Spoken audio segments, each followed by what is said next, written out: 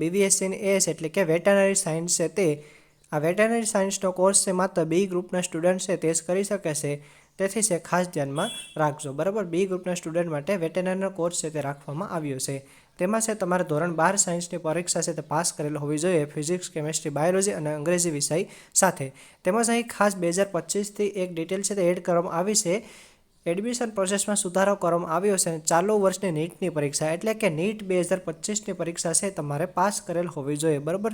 NEET 2025ની પરીક્ષા તમે આપેલ હશે તો જ છે તમે વેટેનરીનું ફોર્મ છે તે ભરી શકો છો. આ ઉપરાંત કેટલા મિનિમમ માર્ક્સ છે તે લાવવા જોઈએ એટલે કે 3 વિષયમાં ફિઝિક્સ, કેમેસ્ટ્રી, બાયોલોજી અને અંગ્રેજી વિષયોની માત્ર થિયરીમાં ગ્રેસિંગ માર્ક્સ સિવાયના એટલે કે ટોટલ 400માંથી છે તમારે કેટલા માર્ક્સ લાવવા પડશે તો છે તમે એલિજિબલ છે તે ગણાશો. તો તેની પણ અહીં વિગત આપેલી છે કે ફિઝિક્સ, કેમેસ્ટ્રી, બાયોલોજી અને અંગ્રેજી ટોટલ 400માંથી છે તમારે કેટેગરી વાઇઝ કેટલા માર્ક્સ હોવા જોઈએ.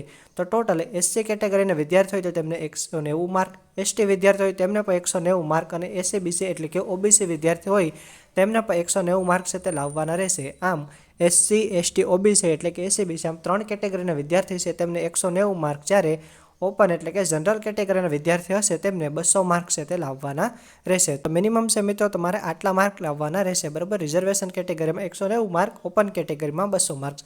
તો આ છે તમારો વેટેનરીનો ક્રાઇટેરિયા. જો તમારે બોર્ડમાં 4 વિષયમાંથી એટલા માર્ક્સ થતા હશો તો જ છે તમે ફોર્મ ભરવા માટે એલિજિબલ છો.